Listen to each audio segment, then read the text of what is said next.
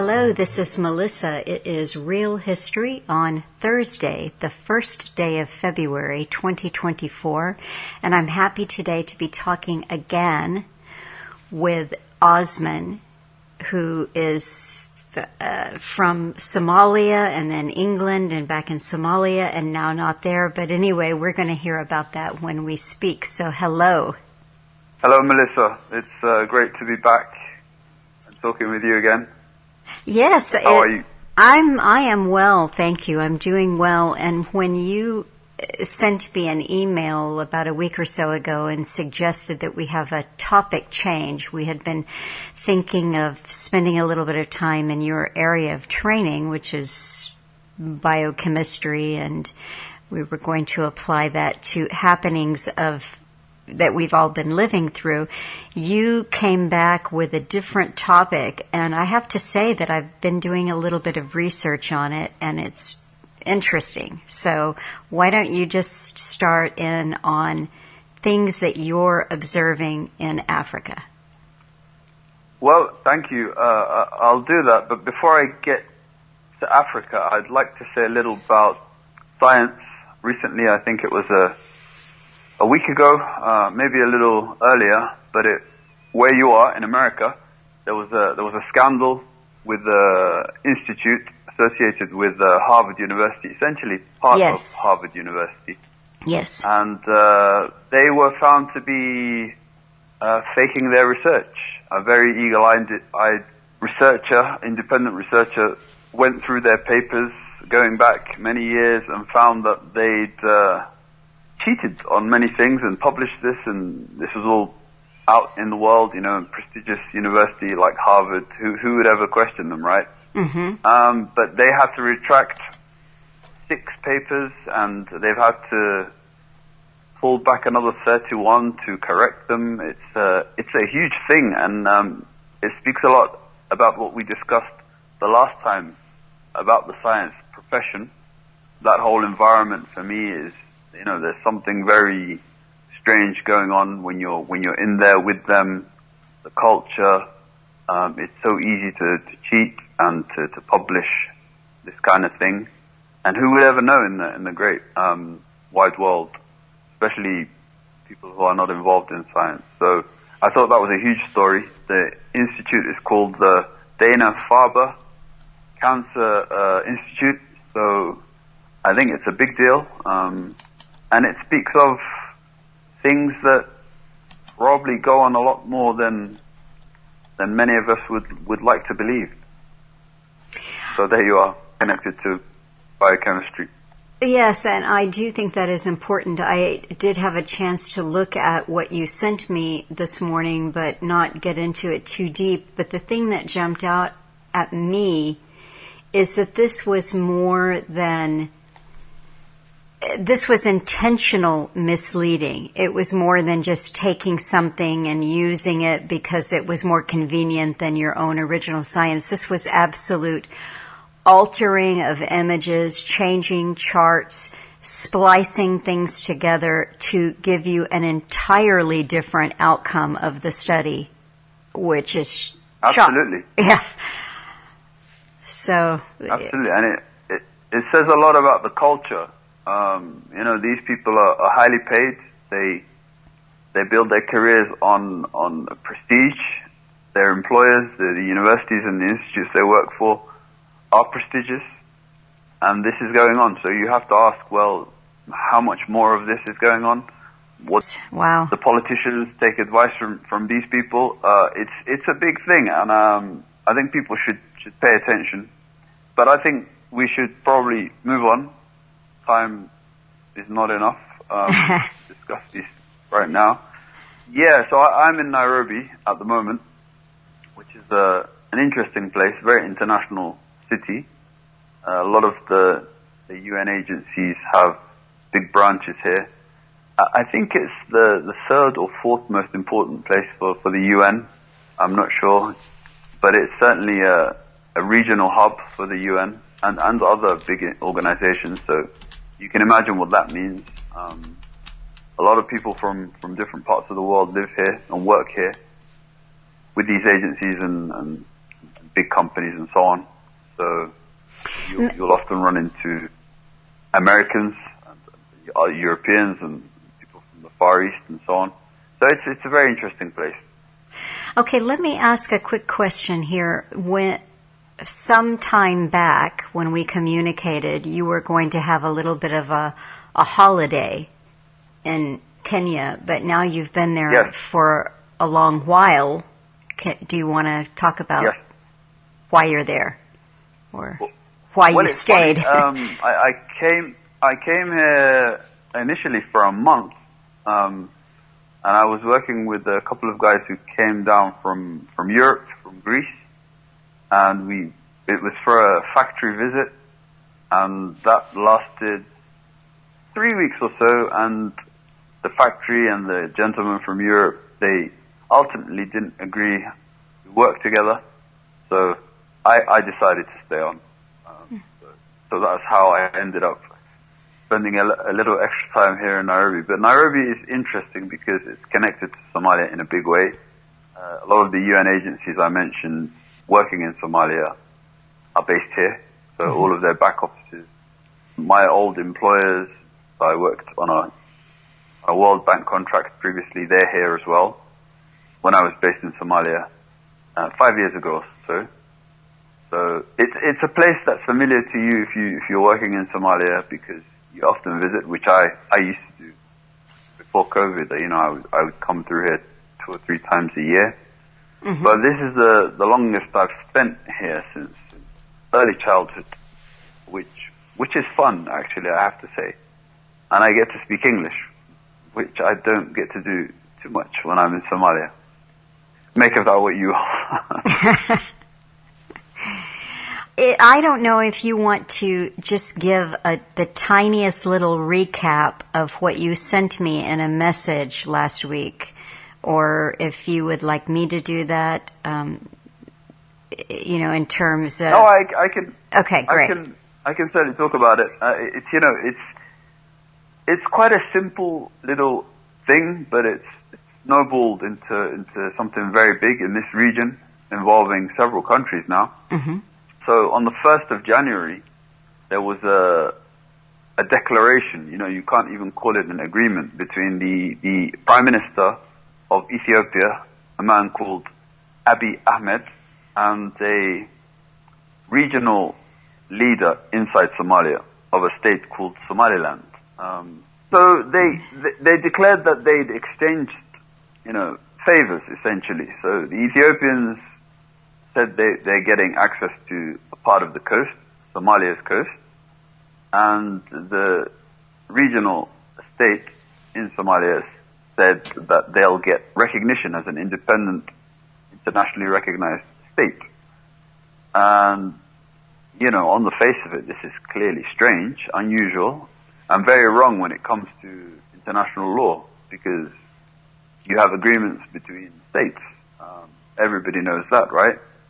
So you'll have treaties, you'll have accords, you'll have compacts, things of that nature. And it's not complicated at all. The relationships between states follow certain rules, and government to government, and documents exchanged, and things develop from there.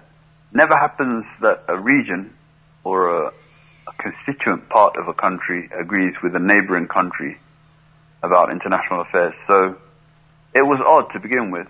So the Somali government protested and took action immediately and began to rally its friends and really sort of denounce this declaration because it's dangerous and could lead to conflict. That's the position of the Somali government. The Ethiopians at first sort of stuck by they into an agreement with the neighboring country, the neighboring policy, but they've sort of found themselves stunned by the reaction, from the reaction of ordinary Somalis to the reaction of big, powerful countries around the world. Many have sided with Somalia and said that this is unacceptable, and so on, including the likes of Egypt, the UAE, Turkey, and a number of others. And then last week or 10 days ago, we had the director of the Central Intelligence Agency arriving in Mogadishu. This in itself is not unusual. It used to happen every so often, every few years or so, but normally when a director of the CIA arrives in Mogadishu, it's in the middle of the night and the airport's blacked out and the plane is black and nobody really knows about it. And then you get to hear about it in rumors weeks later. But here are a few things once you gave me daylight. Oh, I'm sorry, you cut out just a little bit there, I think. Possibly. Are you back? Yeah, I was just saying the director of the CIA arrived in broad daylight, was met by the president of Somalia. They were photographed together. They discussed matters of mutual interest, which weren't elaborated on, but I mean, we can all guess, I suppose. If you're a little bit informed, it kind of makes sense that the situation with Ethiopia was mentioned between these two men. So a big thing, and potentially something that could lead to conflict. At the moment, there's no sign of that. Things are calm, but I guess it's very interesting, you know. So Ethiopia, the tiny country of Djibouti, is somehow implicated, as some people are saying, but I can't see them having done anything wrong. Some are saying the United Arab Emirates are involved behind the scenes. Again, I haven't seen them doing anything wrong. But the Ethiopians are really playing with fire because internally they have problems, and I guess they may have thought, well, let's try and find some distraction from our own problems. I'm speculating, I'll say that right now, but it just looks very odd, and it was unexpected, and it's had a huge reaction in this part of the world. Even here in Kenya, people talk about it and the possible consequences. So there are a couple of things. When you gave me this heads up, there were a few things that I looked into that I found interesting that tied into it.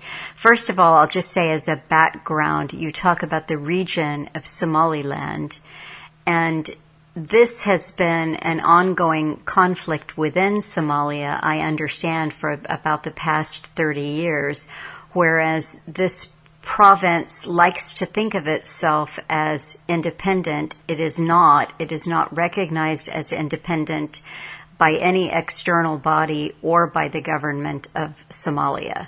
Is that correct? That's correct. Legally speaking, it's just a So it has made this memorandum of understanding with...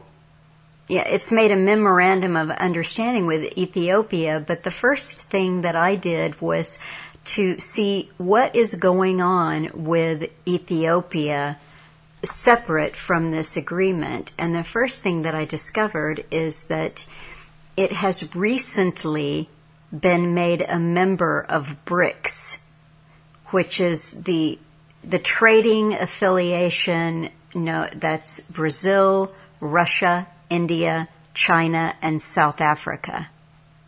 So these are the main big countries that are bringing in smaller countries to be part of their group. We can talk about BRICS later if we want to. So Ethiopia also has a rather long-standing background of alliances with Russia. And Somalia has been a place that has housed U.S. military bases for many, many years, up until Trump pulled out troops from Somalia, but they went back into Somalia as soon as Biden took office. So you've got that situation going on.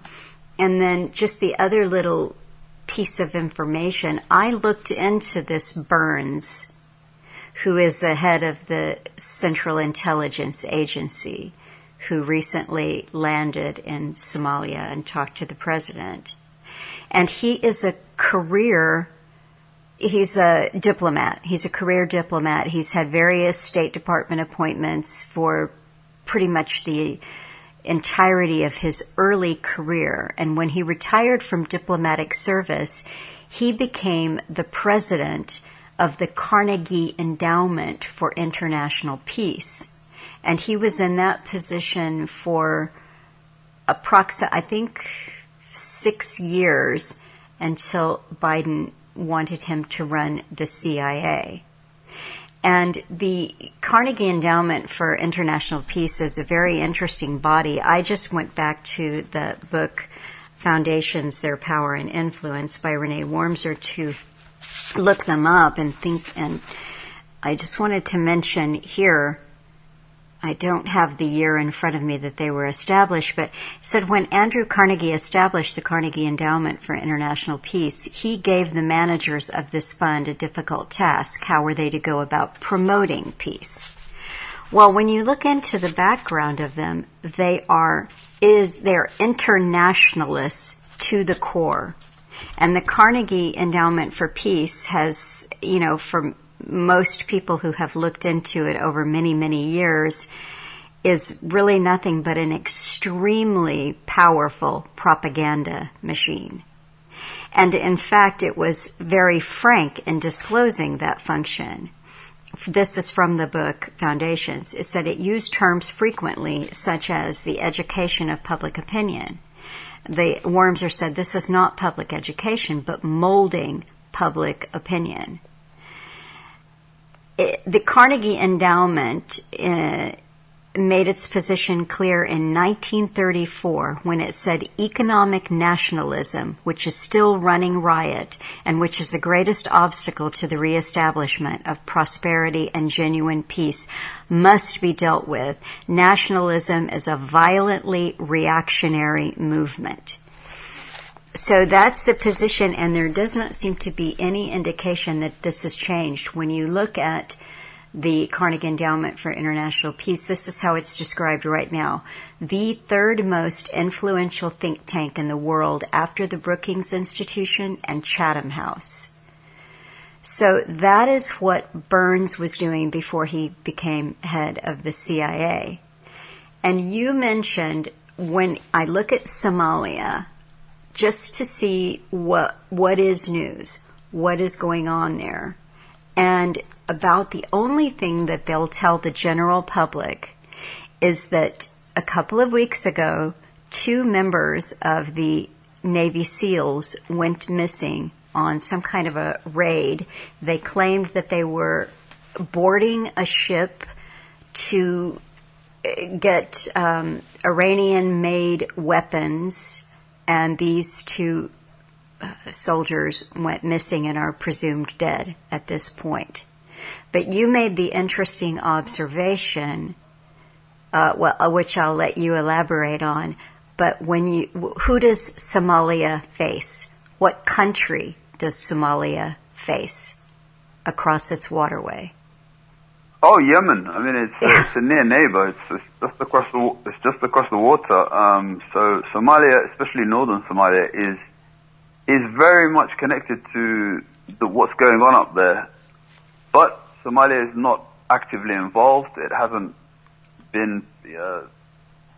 It's not a policy of Somalia to get involved in the conflict on one side or the other. At the moment, Somalia follows rules and is just focusing on rebuilding itself and developing, as the country has missed out on so much development because it was involved in internal conflict for so many years. But yeah, it just looks to me like all of the things you said were correct. I think William Burns was a diplomat his whole career until very recently. A very respected diplomat. I think he was in Russia for a while as the ambassador of the United States. Mm-hmm. Presumably speaks very good Russian. So things are changing fast all over the world, I guess. But you just feel it when you're here. Things are changing quite quickly. It's palpable. So Yemen is just across the water, and every big country's interested in this part of the world all of a sudden, for all of these reasons, not least the security aspect.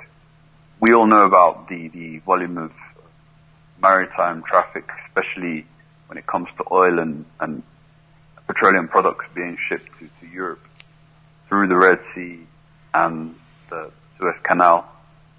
That's all been pretty much stopped.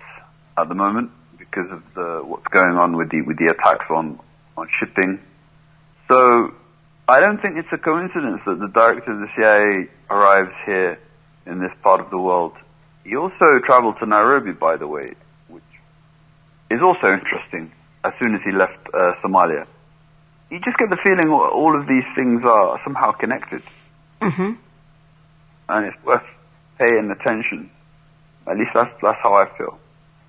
There was another little interesting thing that I found in the publication, The Conversation, and this was talking about the military situation in Somalia.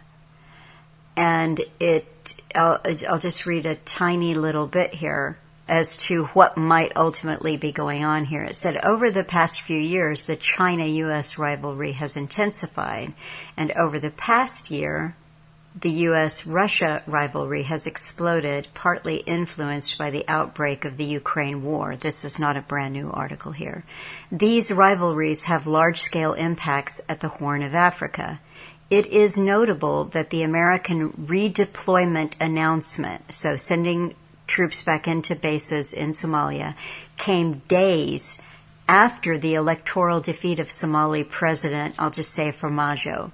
The former Somali president was a close ally of Russia's new friends in the Horn of Africa, Ethiopia and Eritrea. The newly elected Somali president, and that is Hassan Sheikh Mohammed, or I'm sorry, I don't think I said the last name correctly, but he is not so much a friend of Russia at all and has pointedly welcomed U.S. redeployment there. So these are interesting things to consider when you look at U.S. hegemony and power struggles. Yeah, absolutely. It is very interesting. And just as you say, when one president left and was replaced, the dynamic changed and the U.S. personnel returned. They're in a big place called Balidogle, which is to the west of Mogadishu. Used to be the headquarters of the Somali Air Force, and ostensibly still is, but there's not much of an Air Force these days. Sometimes you get to see photographs of what's going on there, but nobody really has a clue. But it's a pretty big base. There are a couple of others, but they're smaller. So, as you rightly say, this is an interesting dynamic when one Horn of Africa country seems to be tilting in one direction.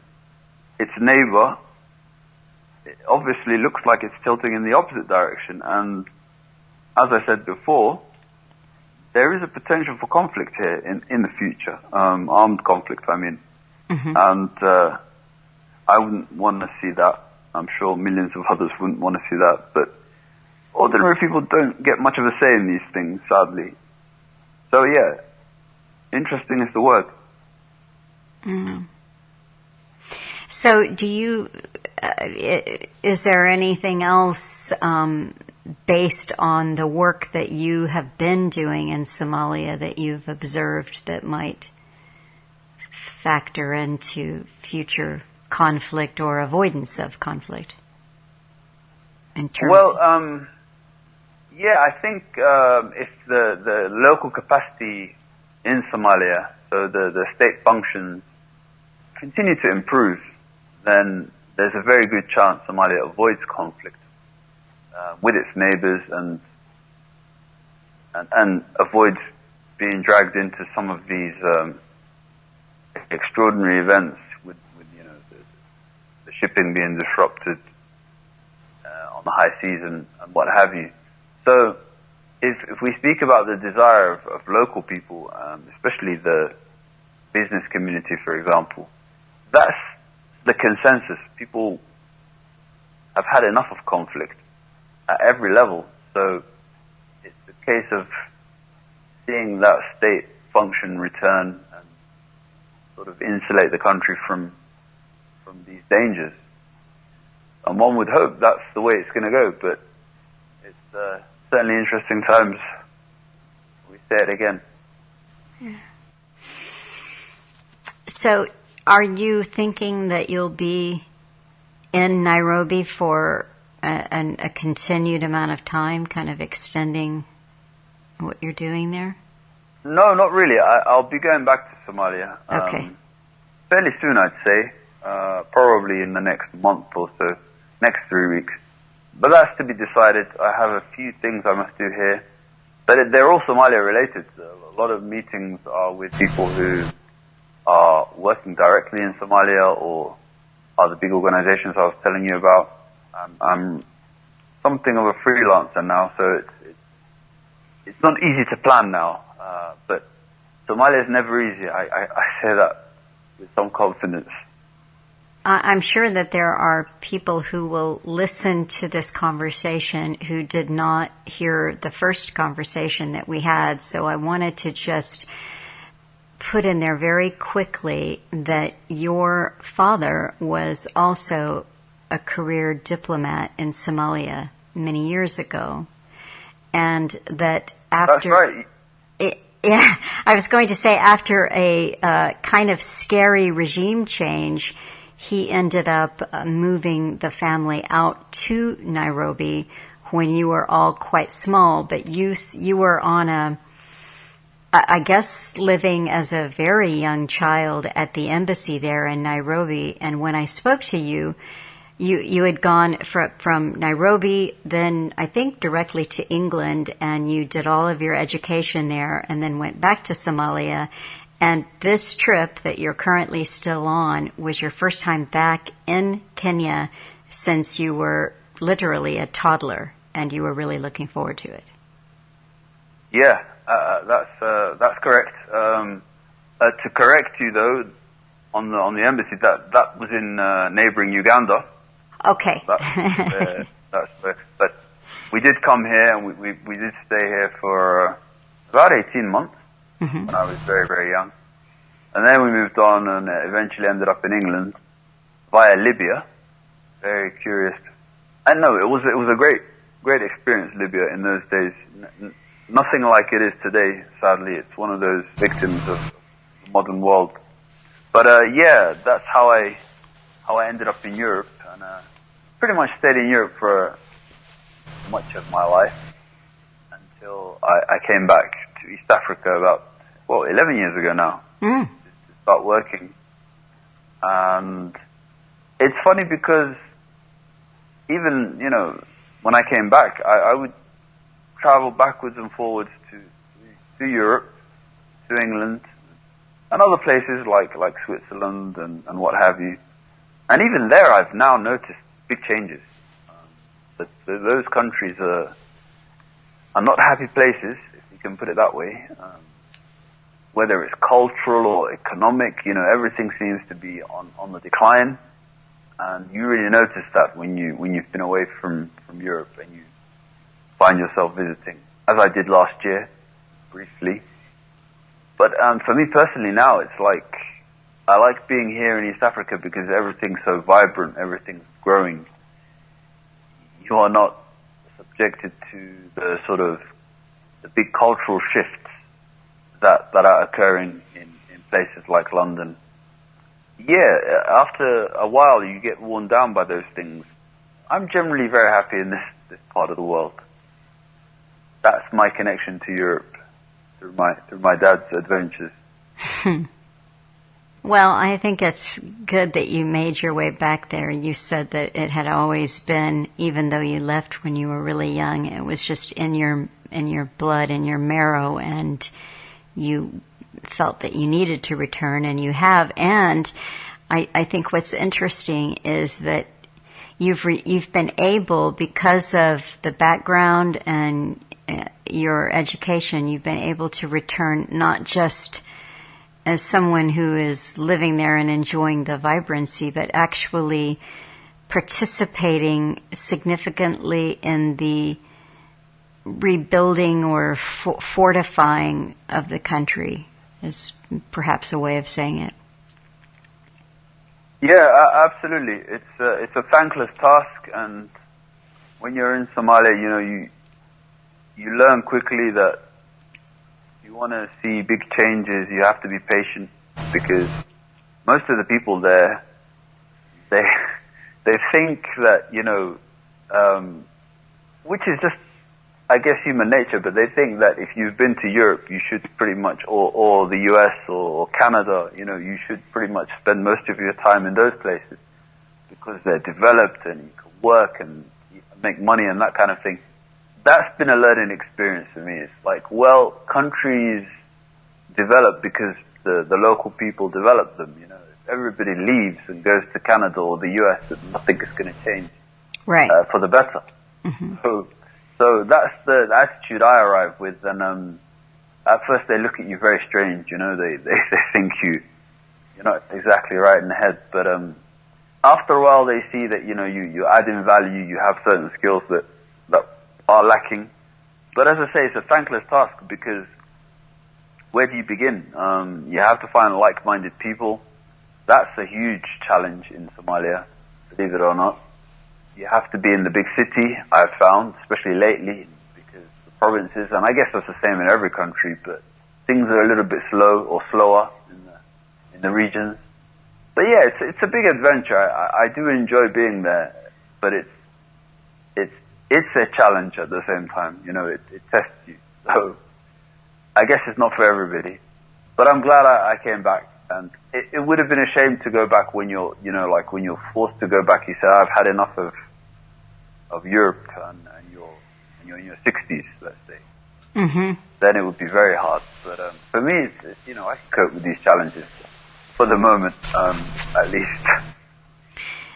The other thing, too, that I was struck by in the first conversation, and particularly when I was illustrating it after we spoke, because that gave me the opportunity to research it further and actually read the poetry of famous Somali poets and listen to music.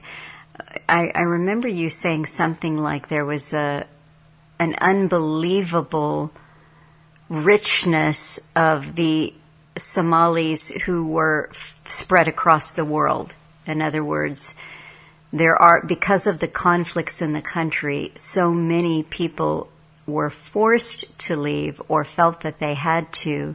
So wherever you travel in the world, you're likely to find a community of Somalis. But I think just because of my general ignorance of Africa, I was really struck by the incredible cultural and historical richness of Somalia. Yeah, it's in many ways an extraordinary country. There's a lot of things that are unique about Somalia. It's maintained. So the richest thing, I think, is linguistic. The language is very, very old, and you will often find words that are shared with places like ancient Egypt. So historical or cultural artifacts from ancient Egypt have their parallels in Somalia, even to this day, amongst nomadic people. Mm-hmm. So things like little daggers, or a sort of a headrest, which isn't exactly a pillow, but that's what it would be translated to. You will see that in Egyptian hieroglyphics, and you will see it being used to this day by pastoralists. And that makes you really think, but you have to be somebody who's encountered, museums with ancient Egyptian artifacts, or at least read about them, mm-hmm. to appreciate this. I would like to spend time actually doing research into that, because my father used to be into that in a big way, so I have some understanding of it. And he would go to places like the British Museum and find all kinds of extraordinary things connecting the cultures from this, so there's like an ethnic group or a big sort of linguistic group that stretches from Somalia all the way to Egypt and then westwards towards Morocco. But those guys up there now all speak Arabic because of the spread of Islam. But in Somalia, people still speak Somali, which is quite useful. a minority do speak Arabic, but very well. But you just get the feeling that something's been preserved here. That's made it easier for people to be close knit and to sort of take their community with them or find their community when they go to another country. So it's funny, the Congresswoman Ilhan Omar today who spoke about this issue with Ethiopia and the regional polity in Somaliland, and she made some statements in support of the Somali government, which again I think is not a coincidence. So that's an example of somebody having left this part of the world to live in America. She's become quite prominent. But this has all happened in the last 30 or 40 years. This diaspora has grown to be hugely significant. I mean, who knows what the future holds, but I think they'll have an influence back in this part of the world. They already do financially. I mean, they kind of drive the economy with, if it's sending money back to their relatives or buying houses or what have you, or opening businesses. So that's quite common now. So it's looking promising. I think there's every reason to be confident that the country is over its troubles, but still there's a lot of hard work in terms of building things ahead of everybody. And then, and I personally like that. It's exciting. You like the hard work? Is that what you said? Yeah, the idea that you can actually build something. I mean, you can build something for yourself, or you can build something for your community. You can become a businessman. I'm not talking, as an individual myself, but in general, that sort of enterprise culture is really evident. People are really trying to improve their lot, doing all kinds of things, and it's impressive to see. I mean, because they're starting, or they did start from a very low base, say, 20, 25 years ago. In some towns there was like literally nothing, and they've created towns, communities, local administrations, pretty much from scratch in some places, which is impressive. You only see that in the history books when you're in Europe, or I'm sure it's the same in the US. I mean, the US is a special case because it is a new country, and the sense of people having built something up is still in people's consciousness. But in Europe, no, everything's old. So Somalia, you get that pioneering or enterprising feel wherever you go, which is interesting. Again, I like being there, and that's why I'll be going back before too long. And we just hope that that this continues, that it doesn't find itself crossways in some larger geopolitical jockeying for position. That may absolutely, but there's. I mean, I agree with you, but there's reasons to be optimistic. I mean, as long as the high level political leaders act responsibly, and so far that's what's been happening. You get a sense that there's every chance they'll be successful. Hopefully that's how it develops. What else in the region or in life or around the world do we want to take on?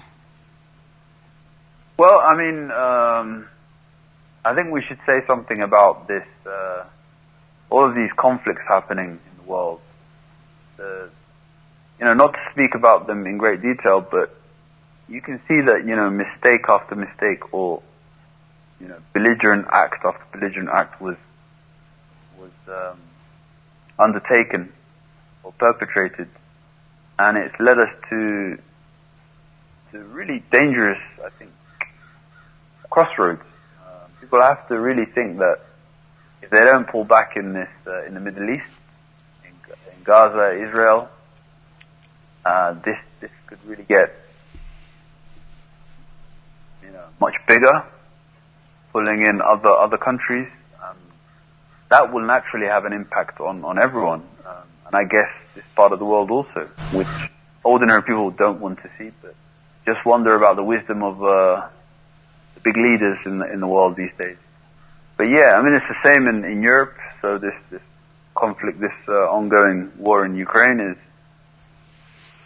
it just makes you wonder how did it get to this?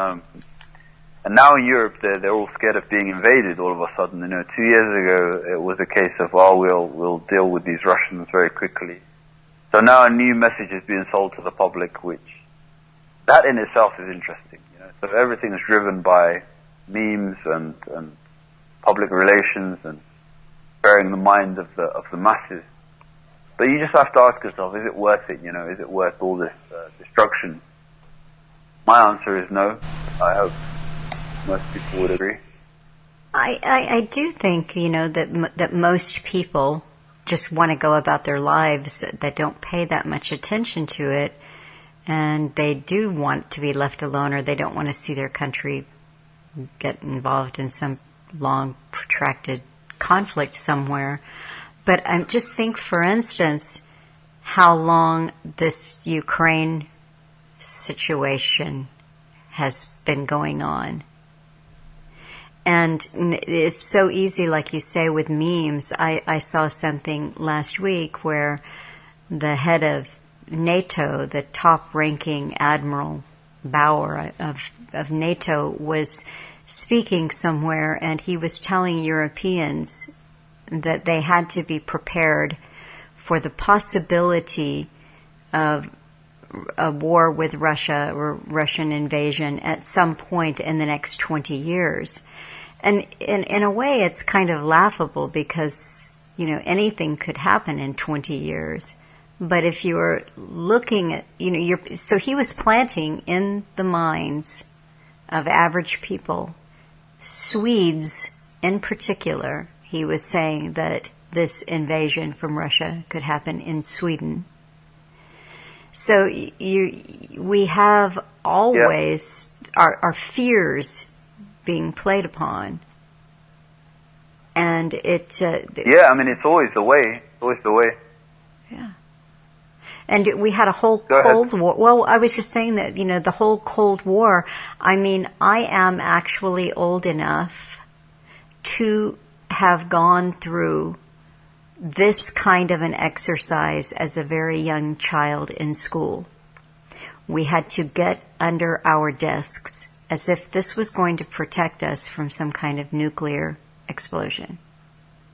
And we would have drills, and all of the students would get under their desks as a drill during the Cold War. And go ahead. Yeah. No, I've seen films of that, and it's quite amazing. It's the idea of scaring the public. It seems to me more important to the decision makers and the people with authority than anything else. Mm-hmm. Because once you get the public scared, in rather big countries, European countries, it's the same in North America, then you can get them to go along with whatever project. And I think now we're in this stage where people have to be scared of Russia, and it's easy to be scared of Russia if you don't know anything about Russia. That's my conclusion. But if you do a little bit of studying about that country, you will find that it's, number one, not likely to invade any Europeans anytime soon. I guess the second thing is they've done very well to survive probably huge social, economic disaster in the 1990s. To be even, a normal country again is quite an achievement for Russia. But most people don't know this, so it's easy to just believe the caricature version of what Russia is. There are a couple of things that I find interesting from the U.S. perspective, is the schizophrenia of the way the Cold War was played out on the minds of the American people. And the example is, okay, I had to go under my desk, and this idea of a nuclear war with the Soviet Union, this was very, very real. And someone sent Alan let's say it was a Time or one of the big magazines that was from the 60s, in which it was mocking the idea of Reds under the bed. You know, this was not, let's say, 20 or so years after, or 25 years after the House Un-American activities, but the media, including all of the magazine publications and newspapers, were mocking the idea of an imminent threat from the Soviet Union, or the idea that Soviet spies were in the country, or that there was any undue influence from the Soviet Union in the United States. So this is schizophrenic. You know, we're under our desks and we're being told that this is a big joke.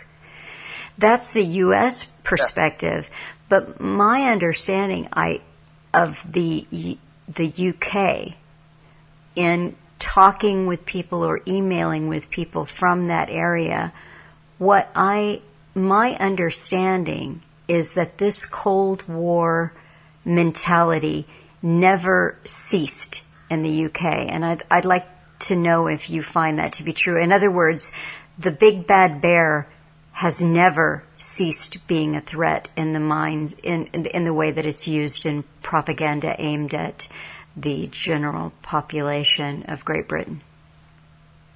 Yeah, I think that's a fair comment. I don't think negative attitudes towards Russians ever went away in the United Kingdom.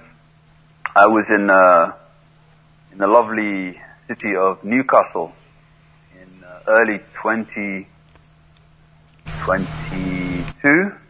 I was there for a week, and it's funny you say this because I was in a restaurant and they had a TV monitor high up on the wall. There was no sound, but it was the news just going round and round, and naturally the news was the Ukraine situation. And there was an image of the Russian President Vladimir Putin being interviewed, and you know there was no sound, so it's just him speaking in Russian, of course. So the lady that owns the restaurant looked at the TV and said, "Oh, I hate that man," you know. It made me think, you know, it's like, you know next to nothing about that country, I'm sure, but you've been conditioned to hate that man and perceive him as a threat.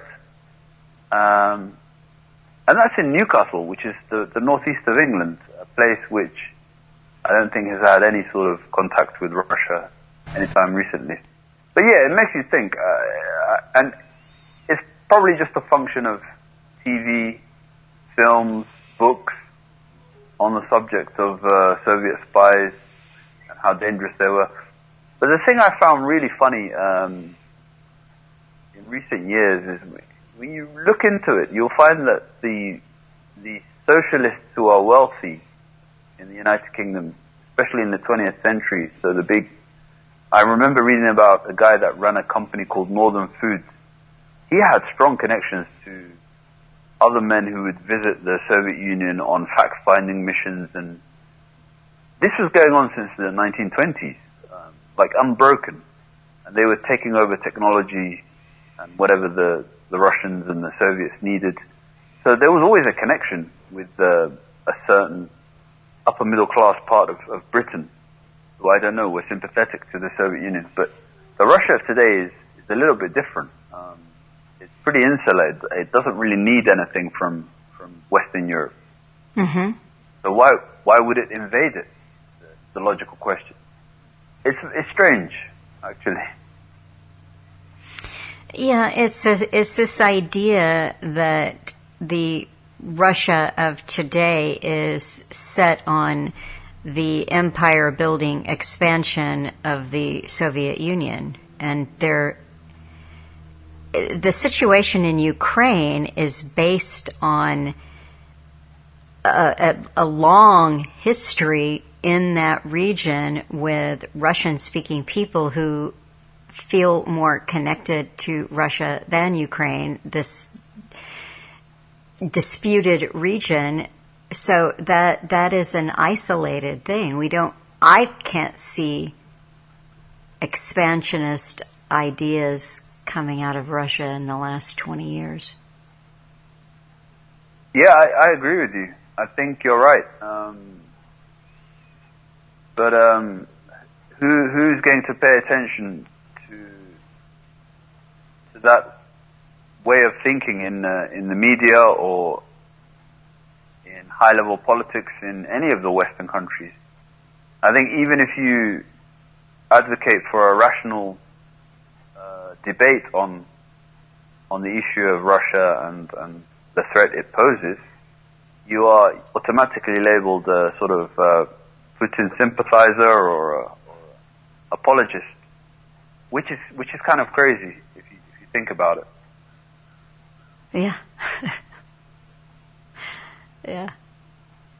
It really is. And any of these, I mean, we were just talking about Carnegie, but the endowment, their endowment for so-called peace, which is quite Orwellian, I think, but most of the people who purport to be looking for peaceful solutions to global geopolitics don't separate themselves from either the big bad bear or the dangerous dragon.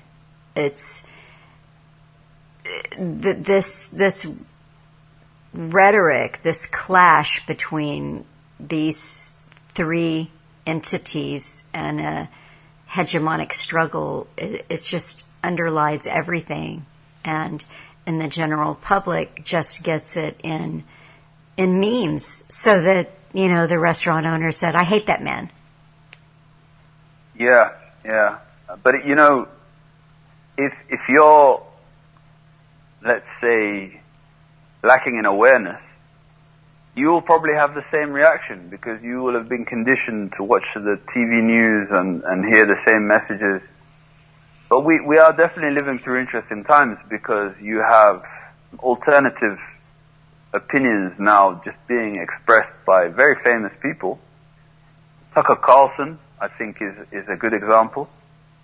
And it's interesting because there's no comeback. You know, he's famous enough to say something that makes people stop and think. And when they do stop and think, they realize they've been told a lot of falsehoods for a very long time.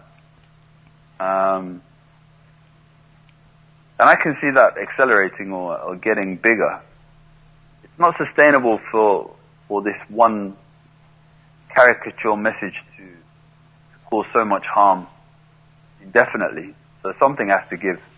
Or the same governments who are telling us that we have a huge vested interest in the Middle East, you know, that we have to be involved in an ever-expanding conflict there. Why would your government, who's lied to you relentlessly, all of a sudden change its tack and not lie? That's a very good question. They're not likely to change tack. That's what you've got to be mindful of. But I mean, the two of us know that it's only a minority of people who can actually stop and take a step back and look at things objectively and even maybe be able to deal with their feelings on these subjects. But the majority are fearful people. It has to be said. Mm-hmm. I mean, when I was in England 4 years ago, during all of that fear episode, Project Fear, as it was called, it was astonishing. You know, when you see adults who are willing to give up any sort of capacity they have for thought or self-determination, and are willing to sacrifice all the rights or all of the whatever it is they have that they probably don't even think about, in exchange for protection from their fears, from whatever it is that's been put out there. It's astonishing. It was eye-opening for me. I never expected it, such a reaction, but I get the feeling now even that it was a surprise for the powerful government itself. They didn't think they could be so successful, especially initially. It was done effectively once. I think it can be done again in those societies, because you have atomized people. You have people who are naturally fearful. And why they're so fearful, it's hard to say, but I think it's because the culture changed. People of 100 years ago would never, in a million years, have behaved in that way. They would have laughed at much of the absurdity. I think the mobile phone probably is the biggest driver of all these things. So everybody's dominated, well, not everybody, but most people nowadays are controlled by memes. The way we used to think of, fashion changing every 6 months, what people wear, is now accelerated to a stage where what people think, what people feel, how people act can be changed, in hours, depending on viral videos going around the world. Mm-hmm. But I think it comes down to the quality of people. I think you should be hopeful, as you say, but if people are easily scared, then we're in for a rough ride, I think. Well, we hope for the best. This has been a really interesting conversation. I've learned a lot, and I'm sure that other people have too. And then I also want to give you the opportunity, if there was something else that we failed to cover that you wanted to mention, let's do that. No, I can't really think of anything. It's been a pleasure. Thank you, Melissa. I really enjoyed speaking with you again, and let's try to do it again in the not too distant future. Yes, let's do, because I do think that you are in a region that is going to factor into the overall global situation, so that'll be interesting. So thank you very much, Osman. My pleasure. And for everyone out there, next week is the second Thursday of the month, and that means that I'll be having another conversation with Neil Foster, so tune in then. I still use that old-fashioned tune in. There's nothing to tune in, but check it out, and I thank you, and have a good week. Well,